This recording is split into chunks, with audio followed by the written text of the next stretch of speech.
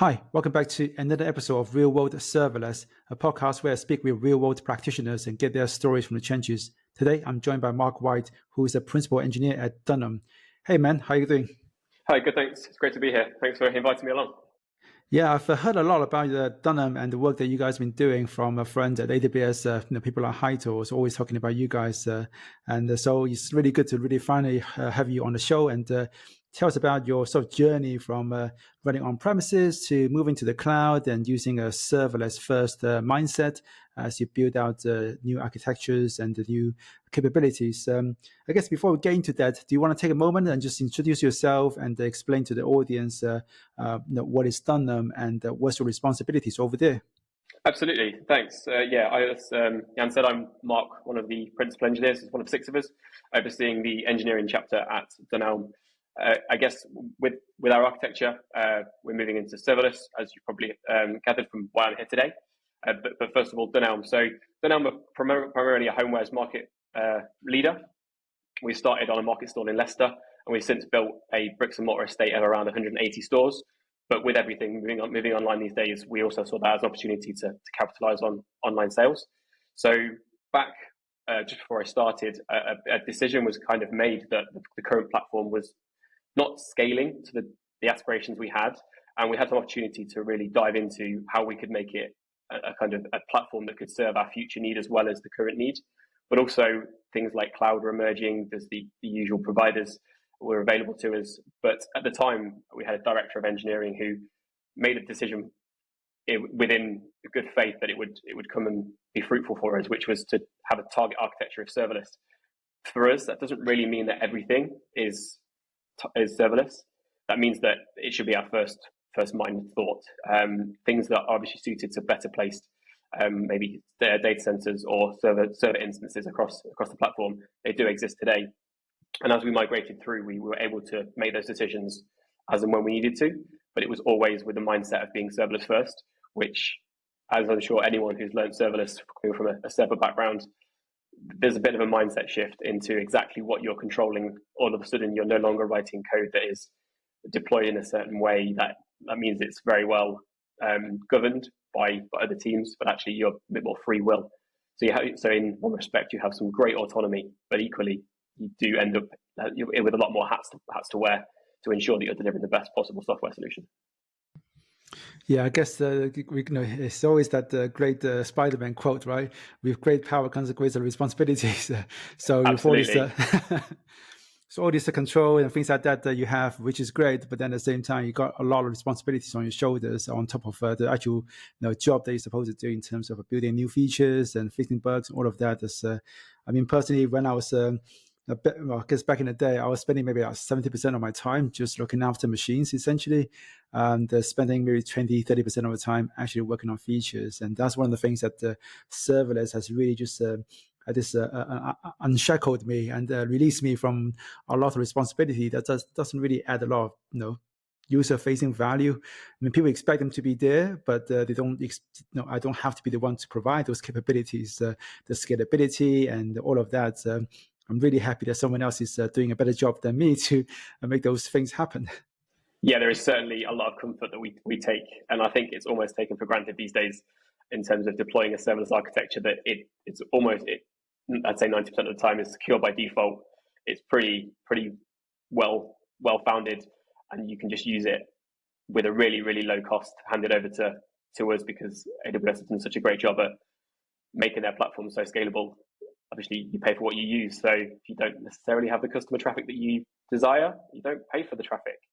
But then on the other side of the coin, right, you get lots of traffic, you get a nice little bill, which is generally I find it quite challenging to optimize it, but in a fun way. I find the cost optimization piece quite interesting because there's so many moving parts and so many options to engineer solutions within serverless. Yeah, I think that's where things like FinOps really comes in, where you start looking at which part of the system, because you can, if you're using things that are pay-per-use, you can really sort of drill down to which components are costing you a lot of money. So at least you have the ability to kind of, narrow down the scope of your optimization. I remember back in the day when I have to optimize my servers, a lot of time it's either, just take a hammer to my entire code base and try to, do things that may improve things by some percentage points, and then you do that with multiple iterations and see which one actually stuck and actually worked. Whereas now you have much more fine-grained visibility into, which Lambda function is actually taking long to run and runs a lot. So we just optimize that one function.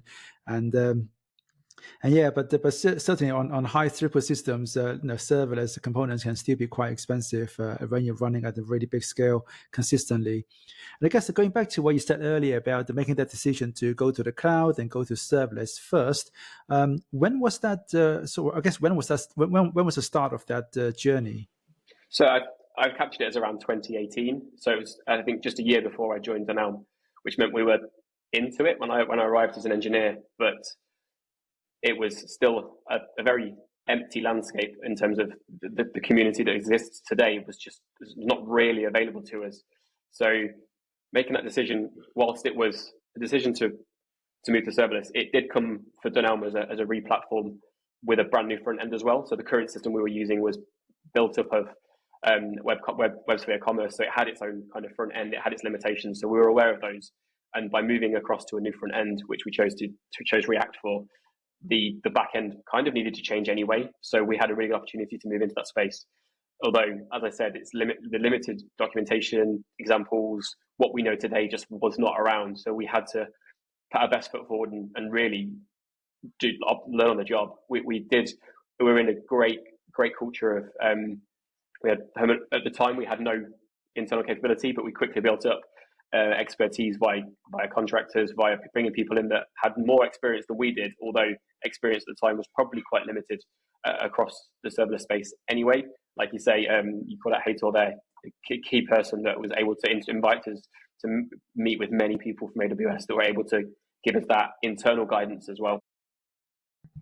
Yeah, I remember 2018. That was, in terms of the best practices or just practices in general were pretty light on the ground. And I remember, writing about things like centralized logging and distributed tracing. All of those days, things were still really early. The tooling just wasn't quite there. So a lot of us were just building our own, I guess, coupling together multiple things to make them work, and like how do you test things? How do you do multiple observability and testing, and how do you build more resilient architectures? All of those things were just gradually, I guess, built up in the community, but also from AWS as well.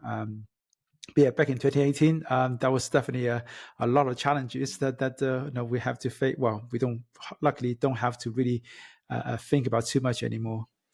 No, and I think as we moved forward, as we built the platform out, we took small chunks in quite a sensible way in the interest of the big word agile in the industry these days.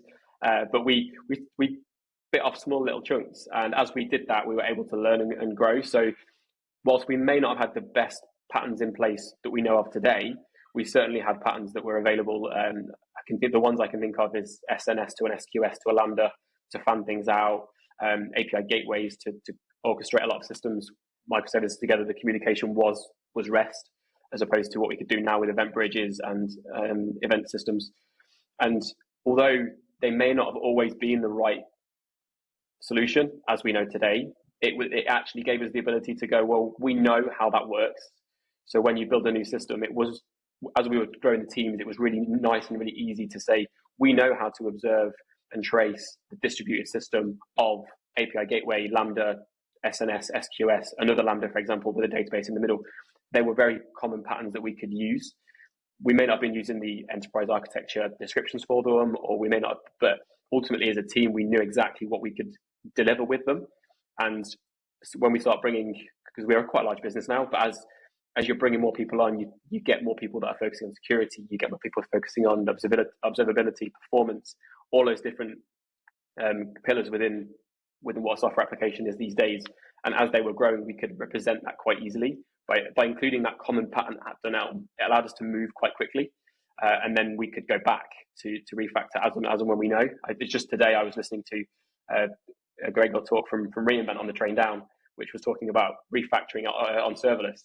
And it's something I think is fascinating in terms of It's no longer talking about moving to serverless all the time. It's very much, okay, you're in serverless, what next?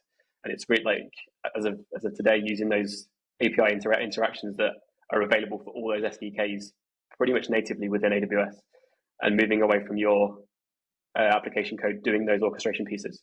I think that's a real interesting. We spoke earlier about that maintenance overhead, but even in serverless, there is a different slant on maintenance. There's your node version runtimes with TypeScript internally, so Node is for us, and keeping those up to date along with your security vulnerabilities and all of those package updates. It's still a maintenance requirement, but if you can remove that completely, like low code, no code, I guess, in a serverless slant, gives you that freedom. Yeah, it's great to see things like step functions, and they just announced the support for public endpoints, which is really something that I've been looking for a while. And you got that, you got the event bridge, you've got the app sync, you got API gateway, all have direct integrations, so that you can really go. Well, I guess for lack of a better term, functionless. So you don't have to write custom Lambda functions unless you really have some custom business logic that you need to encapsulate in your own code. So imagine there you're doing as part of doing migration, you're doing one small piece at a time. So that's the classic strangler pattern. Was there any other, I guess, migration patterns that was useful for you guys along the way? For example, when you're moving from, like, a pretty common one that I get asked about is, okay, I've got this live system. I need to migrate it to, say, serverless. What do I do with my database? Are there any patterns for migrating my data to this, to say DynamoDB without any downtime?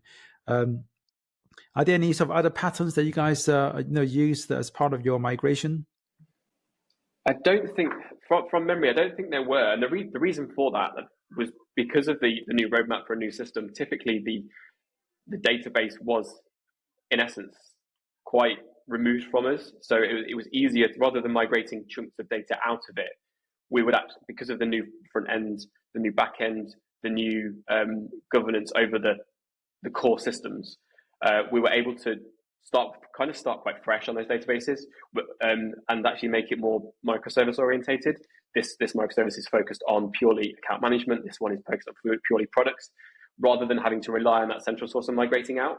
So we use SAP as our ERP internally, and we were able to get data. As soon as we could get data out, we could then replicate it in our own custom architecture, as opposed to keep relying on that central source and building it quite nicely. So I don't think we really had the opportunity to make use of other patterns that were available.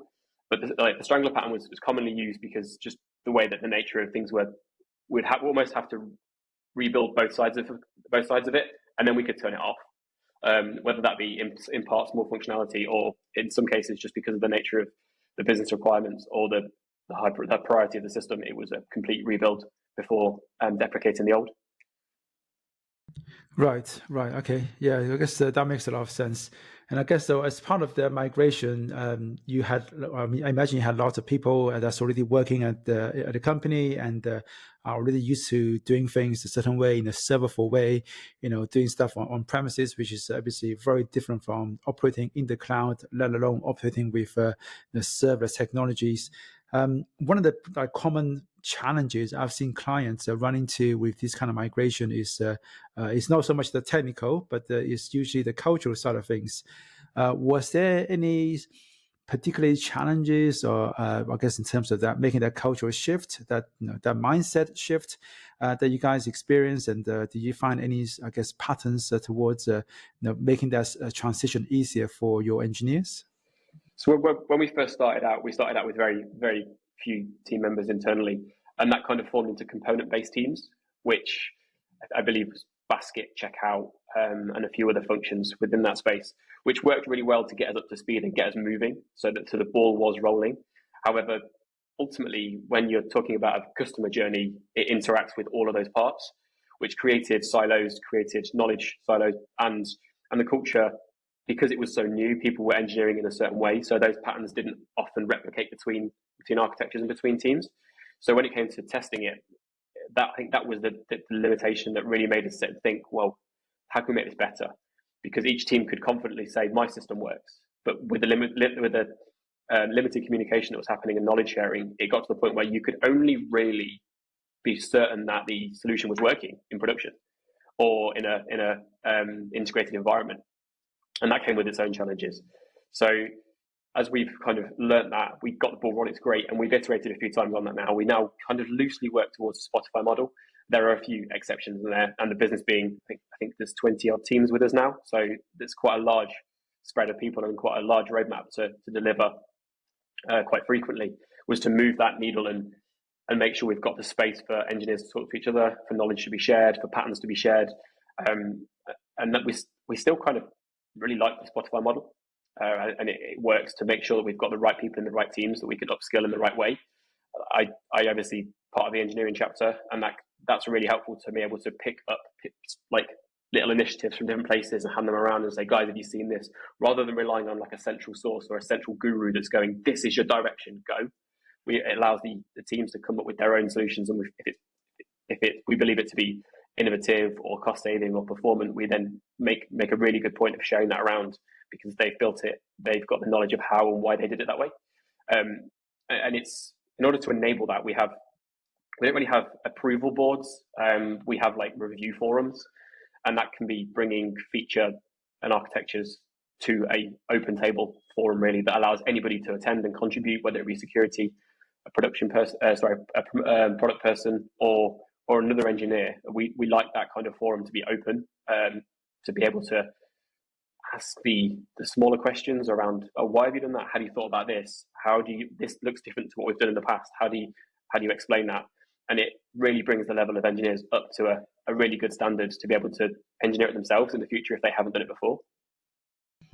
And I guess part of your role as a principal engineer is also to be that kind of bridge between different teams and to help them communicate and share ideas, and also identify common challenges, common patterns, so that you can help those ideas propagate across multiple teams. And I guess in some ways, maybe working on some of the tooling or automation or guardrails, so that people just get the best practices out of the box, as opposed to having to kind of remember to implement something in a certain way every single time. So I guess a question there in terms of making that cultural shift. In terms of one thing you talked about in terms of just like testing, making sure that your system is working before it goes into production. How do you do sort of, I guess, integration testing? I imagine you've got lots of different teams now. They all own their own services. They have to often talk to each other. Do you have any patterns around making that testing easier so that you can detect, I guess, problems? Sometimes, for example, one team may change how their API responds to a request. Maybe they realize, oh, right, we're returning 502 where it should be a 404. So for them, that's a bug fix. But then if other teams had been using the API, they've been kind of relying on the fact that this API returns 502 when the item is not found, but now they're going to change to 404. How to make sure that those communications happen reliably and people can find out these kind of breaking changes early? I'd say we're still on that journey. That's a very present challenge. I think since re-platform to serverless, given all those mindset and education changes, each team have somewhat implemented their own testing pyramid. I think that's fair. Some opinionally better than others. I'm very passionate at making the services quite siloed, but I think there's limitations to that on how everything works, and just the way that the system has organically grown. Some boundaries may have been overstepped, and then that's part of our integration tests. So we're working pretty closely to make sure that we're able to confidently release each system independently into production. I don't think we've fully achieved that yet. I believe we're well on the path to achieving that, and there's many teams that are passionate about engineering it in such a way to make that happen. But as part of the scaling we've seen, I think that has been a very present challenge and a great opportunity for us to improve on how we can confidently deliver software into production. So I don't think we've got a really solution or a pattern. I think the testing pyramid gets brought up very frequently, and lots of people love a great conversation about it being included. So it's definitely an area that we could move forward on. I think it's fair. Right. I mean, this perfection is not something you ever achieve, right? It's something that you strive for. Exactly. And if you aim for perfect, you're going to get those good enough or great. I personally find that really difficult because there's so much out there. Like some of the courses and some of the blog posts that you've written, and many others have written as well. They tend to they lead in a great direction, and I think I get on board with most of them. The challenge is there's always an exception, if that makes sense. Like as a principal engineer, I can provide. I'd like to think I can provide a fairly good reasoning to how to do it this way or why to do it a certain way, how to take a certain approach, and back that up quite confidently. But there's always that the devil's in the detail. It's always, isn't it, that lower level but, or it depends if, and I find that really like personally a struggle to get around, because sometimes you're like, this really makes sense, and then you go and present it to a team and they go, oh yeah, but our integration is not that flavor, or it's a slightly different thing, and you're like, oh, okay, I need to rework that to be able to be more confident in getting that release out. Yeah, and that's one of the challenges of with being a consultant. Pretty much all your answer is it depends. Yeah. And there's something that works for like a large company like yourselves, it's probably not going to work, or at least not going to be the best solution for a two-man startup who just want to do things in the cheapest possible way and the fastest possible way. The people's criteria and their needs and wants are different, and so you always have to kind of just tailor your solutions and your answers. Which is it's tough. You start every conversation with or every answer with it depends. Yeah. And there are 10 different things that it's going to change your answer later on as you find out more and more. I think we're always learning, right? I think there's that level of we're reading so much from the web, we're taking so much from many resources that exist, and I feel that they're moving in a really like an enterprise level way now. I think at the start it becomes a very, very simple hello world example, and you're like, well, I can't really do much with that in an enterprise organization because there's so many other considerations to have. But now I think we're in a position of maturity where a lot of stuff out there is starting to talk to those really complex systems that enterprise organizations are actually using. Yeah, I mean, Lambda itself has has gotten more and more enterprise friendly. I mean, from the fact that a couple of years ago they removed the VPC cold start penalty, and VPC is practically mandatory requirements in the enterprise. So loads of customers before it was couldn't use Lambda because of the cold start penalty they had to deal with. And they've been gradually making Lambda work better for enterprise customers, including the whole snap start for Java applications. With a lot of enterprises still running stuff in Java with millions and million lines of code in Java. They can't just rewrite overnight. So they keep improving things to make Lambda and just serverless in general much more enterprise friendly solution, and I think that's a really good thing. I think that shows a lot of maturity that we are seeing now in the serverless community, and who are actually adopting serverless technologies these days. It's not just your go on. Do you find that comes with a level of danger as well, because it's so easy to, and there's so many options. It's so easy to pick something off the shelf and go, I'll just plug that in and play that. Do you not find that's also like a danger? I'm not sure if danger is the right word, but it's definitely a lot more complicated and complex. There's in terms of the options. There's like maybe 20 different levers that you can pull. But then I think for most people, for me, like 90% of people, you can just leave all those additional advanced settings. Just don't touch them.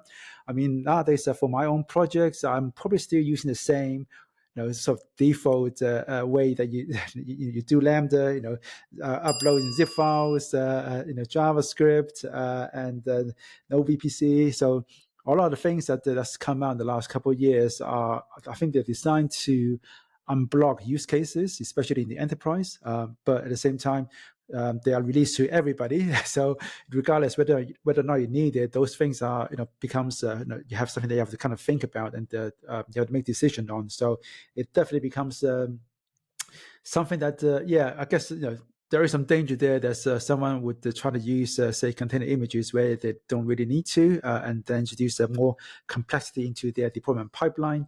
And maybe someone using I don't know, some other feature like provision concurrency without knowing the cost implications, how that's going to affect the monthly billing, and suddenly they may be surprised that why do our Lambda functions got so expensive, and things like that, which becomes something that you can more decision you have to make, the more chance, I guess, potentially you can make the wrong decision that's going to impact you in some negative way. But yeah, I guess that's a great segue into a very recent thing for most people is the CDK, right? Because CDK is fantastic. It's code, it's application and code and infrastructure all in this typically the same language, but the way that you can create your business rules around the constructs and then get your business to utilize the constructs. I think that allows so many teams to remove those perceived dangers or complexities. Like maybe it's a default stance of the company, everything's in a VPC, or maybe it's an S3 bucket policy of private by default. You can apply all these over the top, and I think that's a really good way to govern that in a really friendly way. Yeah, so CDK is interesting. I guess interesting because I mean personally, I'm still not a big fan of the CDK because I think with CDK there's just not enough guardrails in terms of how you structure a project. So as a consultant who works with many customers, one thing I often find is that everybody is structuring their CDK project differently. So there's no convention. So I go to one customer, they'll be doing it completely differently to the next customer go to. So in that case, you always have to understand and study two different applications, one for the CDK and then one for the actual system itself, whereas compared to things like SAM, serverless framework, framework that has more opinions about how to structure your resources, how do you define them, it makes things a lot easier in terms of having that convention, that standard everybody just follows. Having said that, the CDK in the enterprise, like you said, the ability to create the L3 constructs is super useful. It's a super powerful way to create those, I guess, almost like a baseline, I don't want to say platform, but baseline resources that everyone will be using instead of the L2 construct. You have your own, custom L3 construct for Lambda functions that configures your VPCs, configures certain things in a particular way, and everybody can follow just without having to reinvent the wheel. And so I think so for enterprise, that's actually really, really useful. And I'm seeing a lot of enterprise customers adopt CDK because of the ability to use custom L3 constructs, especially companies that are really security conscious. Have a few clients in the finance sector, and CDK means that they can just take a lot of the boxes, and there's plenty of boxes to take from the security team, and so they can do all of that just once and create their own custom constructs, and then everybody would just have to use that instead of having to figure out how do we meet like these 10, 20 different security requirements that we have to meet to go to production. So I think that is super powerful. Having said that, I think one of the prerequisites is making sure that every team is using the same language, and there's also, I guess, the potential danger there is that if you are still sort of doing a lot of the gatekeeping. So I've seen companies where everything have to go through a centralized ops team or infrastructure team. So you can't deploy anything yourself. You have to go through this team.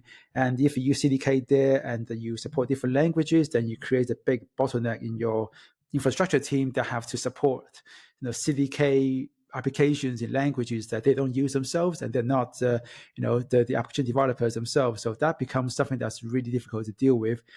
So if you got the right cultural sort of structure and then the organization structure in place where people have rather development teams have got certain level of freedom to choose the right tools and for themselves, but also to be able to deploy their applications to their accounts, which have got many guardrails and monitoring stuff in place, then I think CDK is going to work out a lot better for you than maybe some of the companies who haven't gone through that cultural shift, that cultural education to be able to trust the developers to do the right thing. Well, trust but verify, and also educate developers to do the right thing, as opposed to just putting gates everywhere and everything has to go through this one team, and you got to create this massive bottleneck.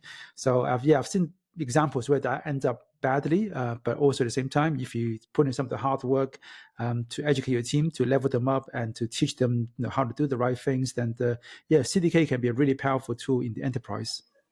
Yeah, I think we've so we're not full CDK by any stretch. I think we started in 2018, so you can guarantee there's some services that have been built and then they're just on maintenance mode, for want of a better phrase. So we actually have SAM, CloudFormation, CDK. They're all existing in our estate in their own right. Sometimes you're right. The complexity of CDK is unnecessary at certain points, but equally, if you go all in, it can be really helpful. I believe we've combated a lot of that by having a single pipeline. And I don't mean single pipeline as in like deploys everything. I mean like the pipeline is a shared resource that everybody uses the same pipeline. So we've managed to get security scanning. We've managed to get all these like gatekeepers, I guess, but they're automated. So you can deploy this, you can't deploy that, or we need to go through this process to get that deployment out. But then also facing into developer feedback, because sometimes they take quite a long time. Can we run them in parallel? How can we run that? But ultimately, we're running 3 flavors of AWS resource creation IAC through the same pipeline, but the decisions and the guardrails are largely the same. Obviously, sometimes CDK, obviously, because you have to synth it to get the CloudFormation out of it. But there's a few nuances, but ultimately, it does go through all of our pipelines are pretty much the same thing, which allows teams to pick and choose what they wish to use, or have confidence that if they're picking up a service that needs a new feature that hasn't been touched for a while, if it's in SAM, any of the new guardrails that are required will be alerted during the pipeline, as opposed to we're potentially releasing something vulnerable into production. It can be caught in that same shared pipeline, which is maintained quite well. Okay, I see. So in that case, if someone if multiple teams are trying to deploy the services, can they do that in parallel so that they don't have to wait for? Okay, gotcha. Yeah. We've got multiple. So we use GitLab. I think I'm okay to say that. And it's like a number of shared runners that are picked up, and then we apply it to that. So yeah, many pipelines can run in the same space, and we also run branch builds and things like that, and using the same runners. So it's all as early as possible. We will inform the engineering of a potential misconfiguration or something that we need to be sorted before it actually goes into a production environment.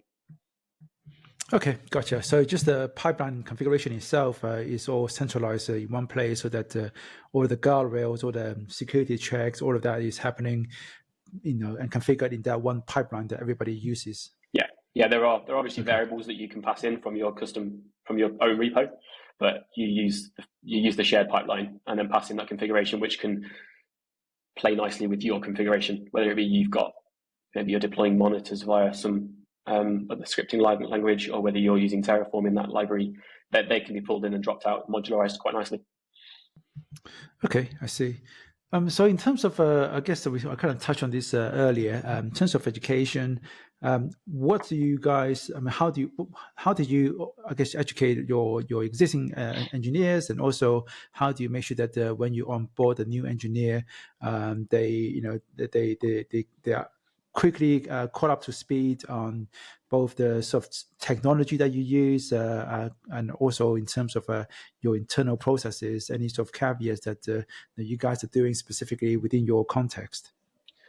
So we have teams that own services to a degree, which allows the knowledge to be shared quite easy. So an engineer will join a team, and then it's very, very, very heavily prompted that new engineer is taken through the architecture, the deployment processes, because they're so shared, once you know one, you probably know quite a lot of them, or you'll have at least some familiarity. So we're not too concerned about the far-reaching services that maybe your team don't touch at this point in time, but certainly in the early days, it's very much a case of get to know the engineers that you're working with, get to know their styles, input where you can, but we're not expecting you to fully pick up and run like some of our more experienced engineers that have been with us for a while.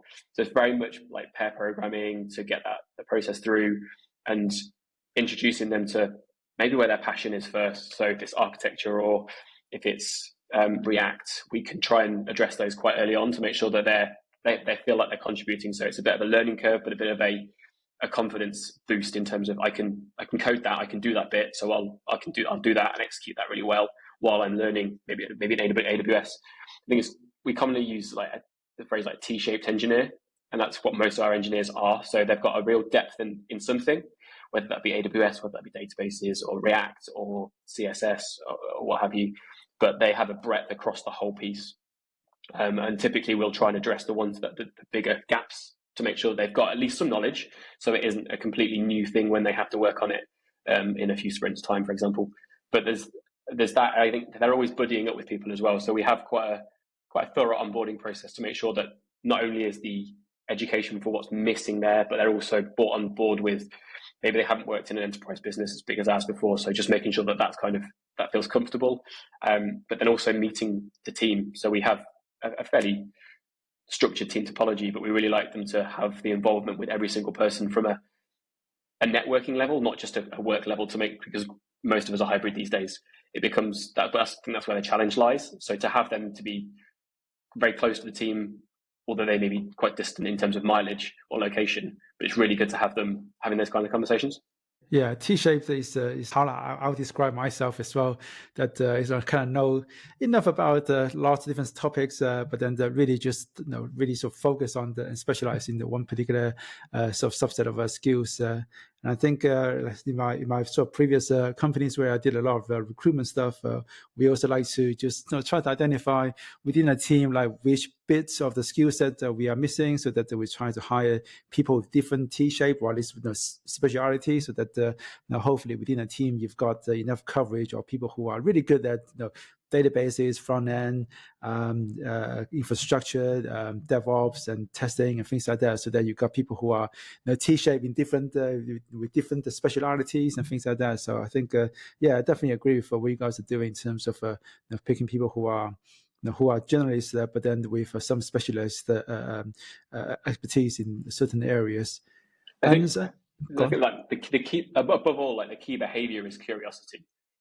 I think we'd love to have the environment and culture across the board that is just one of curiosity. If you don't know, it's like that's okay. Ask, because at one point someone else didn't know either, and I think some people may be quite reserved to ask, but if someone else asks, they also learn. So it's a huge opportunity to just keep being curious, because ultimately like some of the technologies we're using are moving so fast that what is correct one day is maybe discouraged on another day, as new versions of things come out or new releases come from AWS within their serverless space.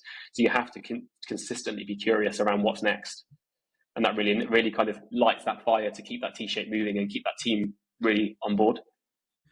Yeah, curiosity is an interesting one, because I find it really difficult to sort of, to identify within the interview process. I mean, for one, you don't really spend enough time with the candidates, but also I don't think I've ever met a candidate who tell me he's not curious.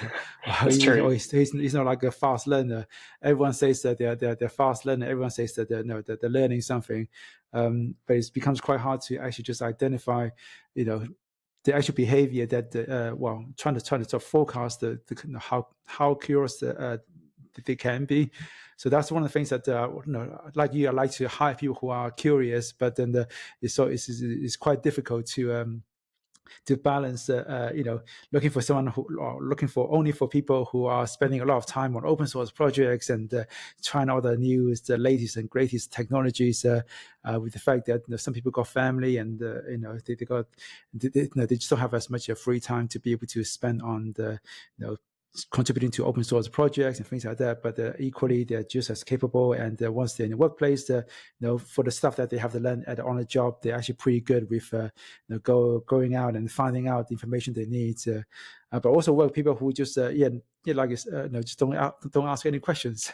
But I just couldn't. I never found out what can I do at the interview during the interview process to identify people who are just lacking that curiosity.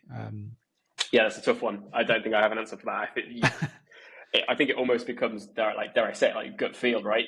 You've either got it or you've not got that gut feel, and sometimes it's not right. But curiosity is just, I think it's just so key. But when people have got it, you can really get alongside them and think what's next. I think I remember a few interviews ago, I was asked, how do you innovate? I think at the time I may have got one child. So like you say, contributing to open source as well as manage, like being with the family is quite a challenge. So I was like, well, I just do it in the workplace. Like I think back to the technical design review that I mentioned, that's a place where you go with your, like, you presenting your best innovative solution.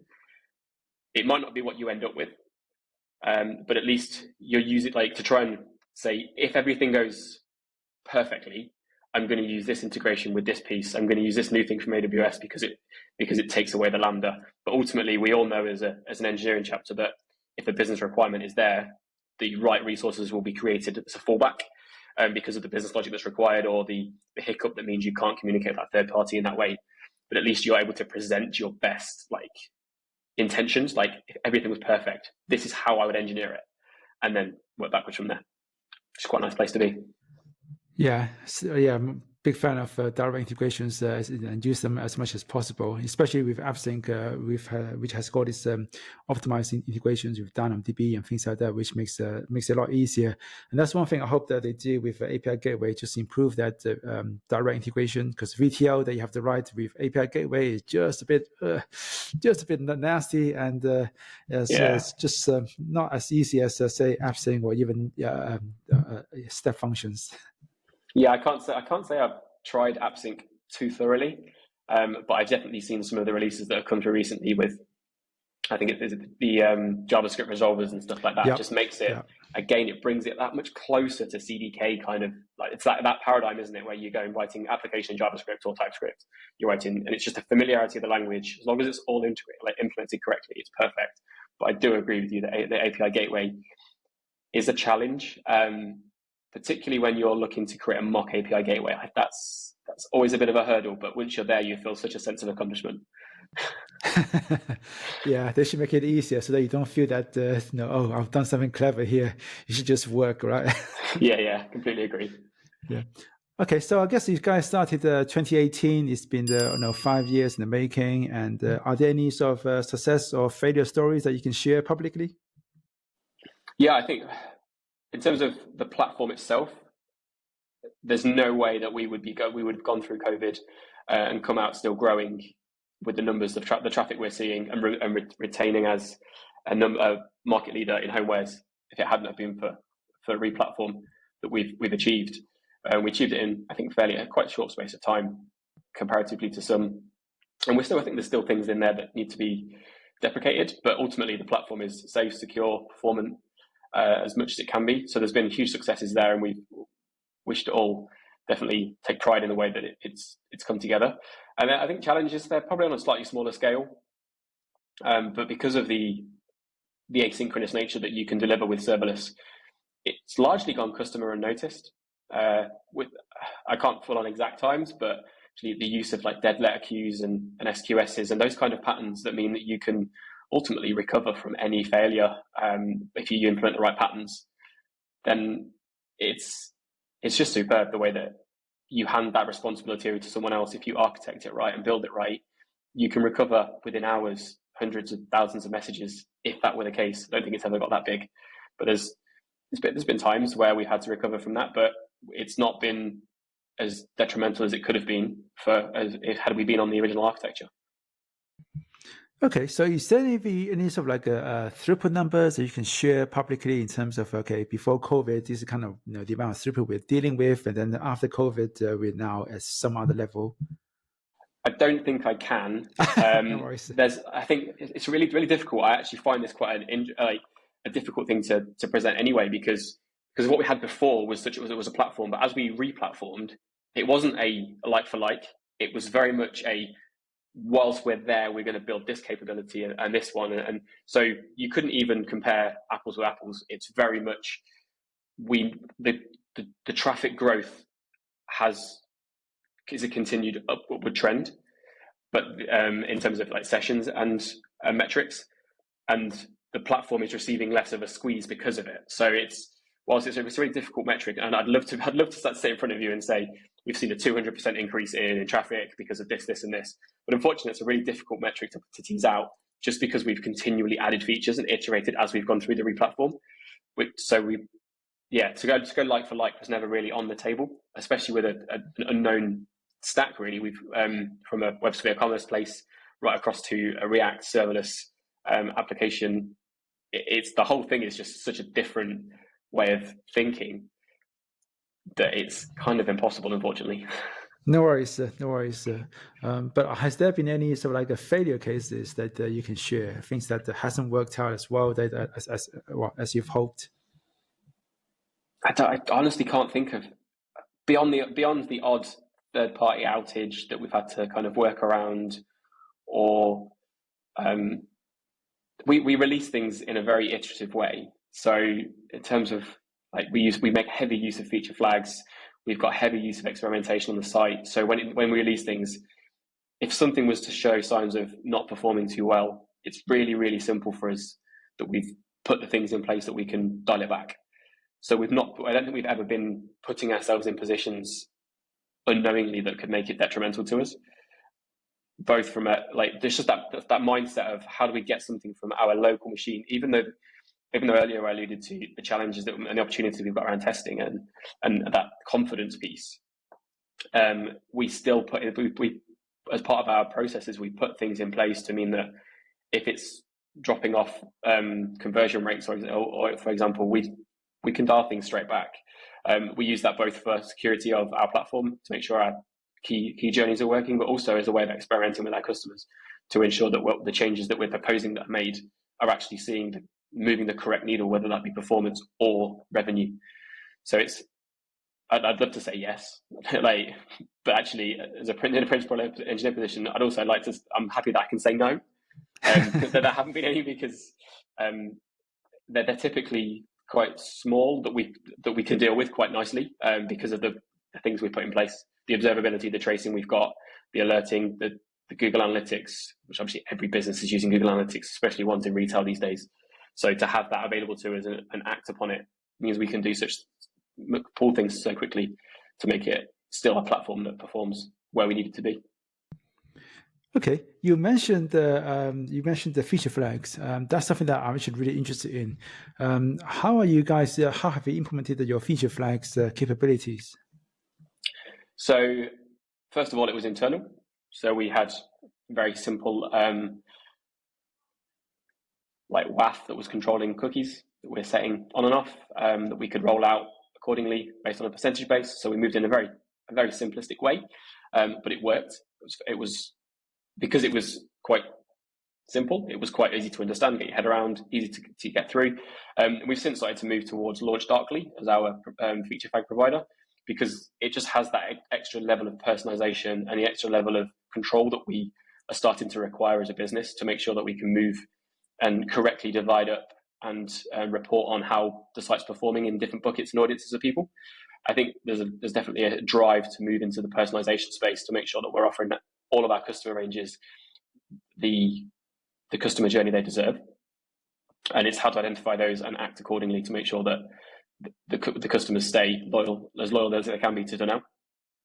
Yeah, I love Launch Darkly as well. And do you, in that case, use Launch Darkly from both the front end and the back end as well, using the front end to, I guess, to customize some of the user experience, but then on the back end, potentially doing, I guess you can also use the Launch Darkly on the back end to do canary deployments as well, so that if you're not sure if this new bit of code is actually going to work, you can also just quickly turn it off if you need to. It's typically front end. I'm not aware of any back-end services that are using it today. That's not to say that we won't use it. I think it's another little tangent to the mindset, because you would typically want to be 100% confident. But I'm sure there are use cases where we would need that functionality to be able to deliver a feature flag from a back-end service. It's not something we use today, so it's purely front end. I mean, if you've spoken to Luca recently, or you've seen some of the AWS posts and Dunelm posts from our blogs, etc., we're moving in the micro front end space. One of the principal engineers, one of my colleagues, is kind of fronting that and able to move forward on that for Dunelm. So we're moving in that space, which kind of came hand in hand with the introduction of Launch Darkly, to make sure that we were able to confidently go with micro front ends, while also being able to make sure that we were safe while doing it. Okay, I will look for that blog post and I'll add it to the links in the description below, so that if anyone else wants to read about your journey to micro front ends, they can have a look at that as well. Micro front ends is also a very interesting topic. I had Luca actually came on here to talk about that a little while back, and Luca was the one that taught me all about the micro front end while we worked together back at the Zone. So yeah, interesting to see how you guys are doing with that, because I know we had some really interesting challenges with micro front ends because at the Zone we had to make sure the front end runs on some archaic devices that's only available in certain countries, like Japan or something like that. So they Wow. had some really interesting challenges on the front end side of things, which I never thought existed, having to run on like a customized version of HTML and stuff like that, which is, yeah, but micro front ends are, yeah, super interesting topic as well. Really glad that you guys have been talking to Luca about that. Oh, well, some would say he wrote the book, but he did. So Yeah, he did. if anybody's the guy to talk to, I think from an AWS point of view, and having him as a contact is super useful. He's been a blessing to us in both micro front ends and engineering, event-driven architecture, to be honest, and it's really helped in that space. Okay, I think that's all the questions I have. Okay, yeah, maybe one more. Seeing as we are still in the middle of a re:Invent at the time of recording, lots of things being announced. Are there anything that you're hoping for the next, say, 2 more days that we've got left? Any sort of personal AWS wish list items? I don't think there's anything over the next 2 days. I think there's lots I've got pinned. There's lots I've got saved, blog posts, etc., from the already released items. As I mentioned earlier, particularly passionate about low code. So some of the integrations there, definitely looking to tease into with the step functions, HTTP APIs. But then there's also the cost optimization pieces that were there. If I remember correctly, there was some CloudWatch log storage costs that were released, along with a few, was it Aurora databases that had the scaling almost out of the box for you.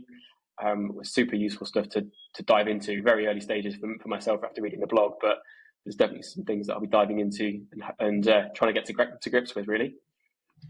Yeah, there's been some pretty big announcements already. I think the biggest one for me was probably the Lambda's scaling behavior change, so that you're no longer bound by that 500 per minute burst capacity limit. Well, post-burst capacity limit, sort of incremental scaling limit on the regional level anymore. So now you can, especially I guess for enterprises use cases where you have potentially super big spikes, you can now potentially use Lambda for a lot more things than you could before.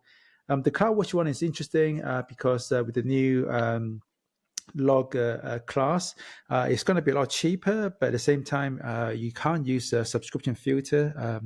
So a lot of companies a lot of people that use a subscription filter to process the logs, they'll have to find some other way to potentially pull CloudWatch logs and then process them that way using like a cron job as opposed to using subscription filter. So I imagine quite a few of the vendors that I know that already use a subscription filter will have to think about how they're going to do that going forward if customers was to do that.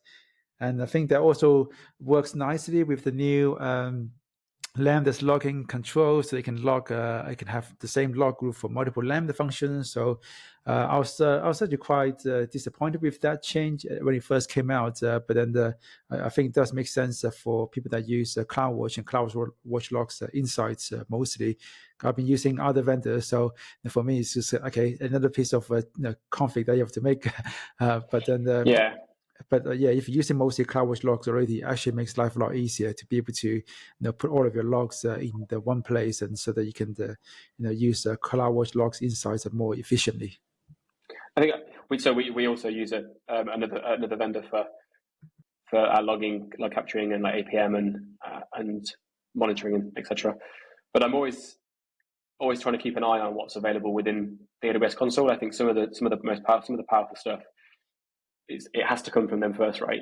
At least the access to it, whether the implementation is different. But there's some stuff. I think we saw the EventBridge metrics coming out. So that was something I wanted to make sure that I was able to dive into to make sure that it was how we could use it, what we could do, given that we're trying to move into the event-driven space a lot more aggressively. How can we save ourselves from any of those challenges if we were to get the metrics arranged early, and the X-ray and the tracing and all of those. It's good to keep revisiting them, especially the OTel has been is coming through a lot stronger these days, isn't it? To make sure you're kind of vendor agnostic, but there's also the event-driven side of that. And when you're using direct API integrations, what does OTel look like there? Because you can't instrument your own code because there's none of your own code. So it's always I also find that quite a good read. Yeah, I think I'm going to spend quite a bit of time after reInvent has wrapped up to actually go through a lot of these changes and actually try it out myself, because there's been quite a few of them that piqued my interest. Besides all the AI stuff that they just announced in the last 2 days. Yeah, that's one thing that is kind of flying under the radar for me at the minute. Just trying to pick up those nuggets of information that can help Dunelm have the best serverless platform possible, really. All right. So I think, I think that is going to be the end of all my questions, Mark. Thanks again for taking the time to talk to us today. Is there anything that you want to sort of mention before we go? Are you guys hiring? Is there anything that the people can go to learn more about opportunities at the Dunelm and or potentially, look for opportunities to work with you?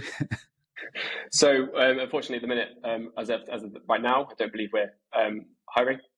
But there are definitely places to go. I think, Jan, you mentioned putting the MFE details within the description.